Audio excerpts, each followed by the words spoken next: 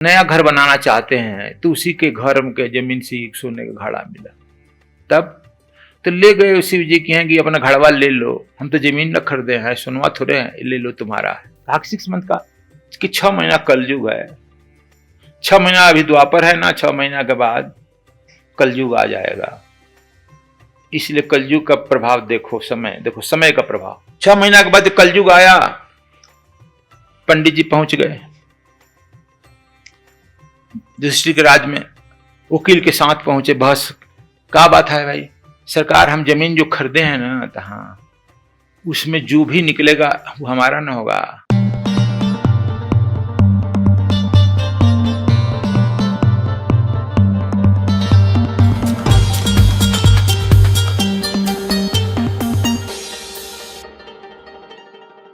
युधिष्ठिर राजा थे,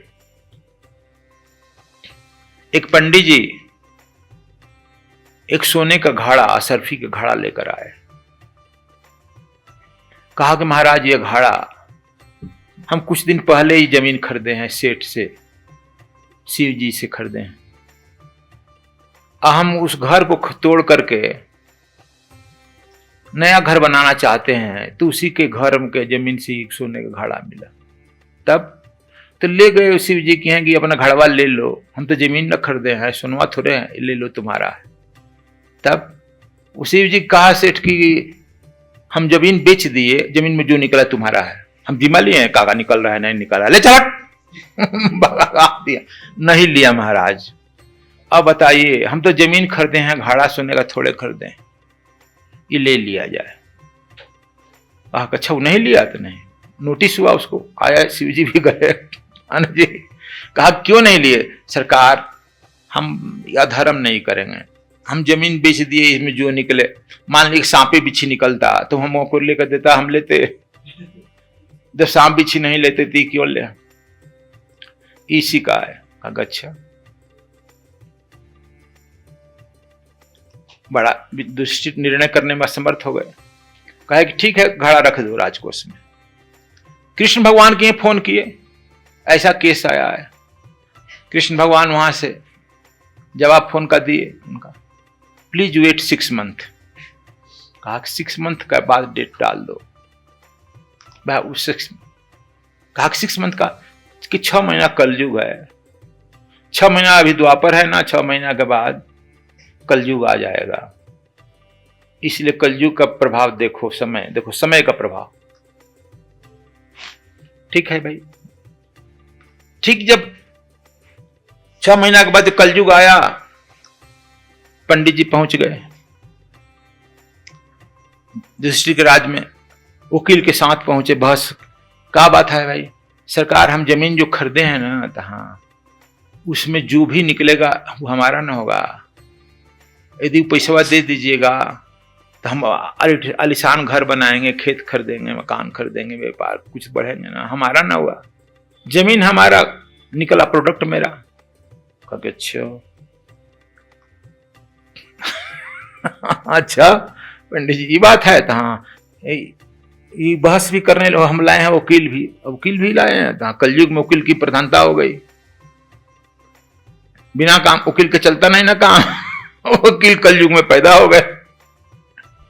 बहस होने लगी कि हाँ सरकार ने कहा है। हमने कहा अच्छा अभी 2 दिन वेट करो। सेठ जी भी दूसरा दिन अपने वकील लेकर पहुंच गए। क्या बात है भाई, दरखास्त दिए जी सरकार जो हम इनको घर न बेचे थे, इसका प्रोडक्ट थोड़े बेचे हैं, इसमें से जो निकलेगा तो हमारा ना होगा, इसलिए वो घड़ा हमको दे दिया जाए। ये भी अपना वकील से बहस कराए। आगे देखिए ये जमीन इनका होगा, हम कभी गाड़े होंगे, हमारे बाप दादा गाड़े होंगे, हम भूल गए होंगे, दैट इज माइन। बाप दादा का औलाद का मालिक अपने ना होता है। कहा कि हाँ भाई होता है। दोनों में बात होने लगा। फिर कृष्ण के यहाँ फोन किया गया, क्या करें? इसीलिए प्रतिभाशाली बनो। कृष्ण कहते देखो उत्तर है ना सबके पास, कृष्ण के पास सबका उत्तर है। कृष्ण भगवान कहे कि इस दोनों को मत दो। दोनों को नहीं देते ना, भगा दो। तब क्या करें, इस पैसे से तालाब बनवा दो, स्कूल खोल दो, रोड बना दो, दोनों जो उचित तुम्हारे देश के लायक हो बना दो। और जमीन के नीचे का भाग, नीचे का द्रव्य चीज, कीमती चीज और राजा का होता है। तभी से यह कानून ही बन गया, समझ गया, सब परंपरा पर कानून बना है। कानून ही बन गया कि जमीन के अंदर कोयला निकलता है सरकार का, पेट्रोल निकलता है सरकार का, माइंस जो निकलती है सरकार का, हो जाता है ना। ये कानून बन गया, लॉ में आ गया। सब हमारे पुरानपन परंपराओं पर ही कानून बना है। Do you follow? तो देखो, हम यह मैंने समय का प्रभाव पड़ा, तो हम लोगों को हरदम जो है अपने व्यक्तित्व को बचाने के लिए समय और स्थान और व्यक्ति हरदम ध्यान रखना चाहिए। गलत व्यक्ति के साथ मैं न उठूं बैठूं, गलत समय का मैं प्रयोग न करूं, गलत स्थान का मैं प्रयोग न करूं।